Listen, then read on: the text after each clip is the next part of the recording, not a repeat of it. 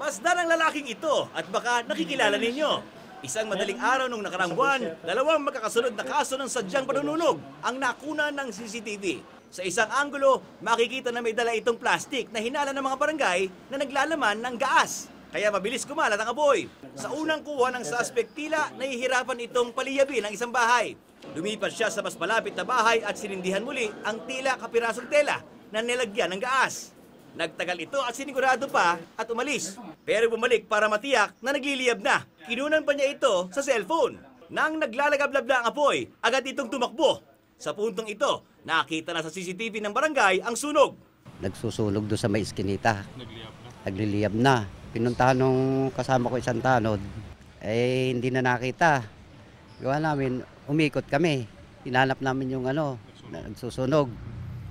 Hanggang sa maikot namin yung itong buong BMC dito, nakita nung itinawag sa amin nung kasama namin nagmo-monitor doon naman sa may Raha Matanda. Sinusunog na yung refrigerator, nagliliyab na. Sa kuwang ito, makikita muli ang suspect. Lumipat pala ng kalye. Makikita na pareho pa rin ang suot nito. Puntirya naman ang tindahang ito. Makikita na umalis na ang suspect matapos sindihan ang tindahan. Makikita rin na isa pang babae ang dumaan at napahinto nang makita na may nagliliyab na. Pero kalaunay umalis din. Isang tricycle din ang napahinto nang makita na lumalaki na ang apoy. May mga tambay din na nakakakita ng apoy. Wala pa rin ginawa ang mga ito hanggang sa dumating na ang mga tanod at tulong-tulong na inapula ang apoy na natupok ang halos kalahati ng tindahan. Ayon sa may-ari ng tindahan, may nagtanong daw sa kanya tungkol sa kanyang refrigerator kung ibinibenta daw ito. Pero tinanggihan daw ito na may-ari. At kamukha daw ng suspect ang nagtanong. Nasunog ng madaling araw ng Linggo, tapos pagka gabi rin ng Lunes, ninakaw din.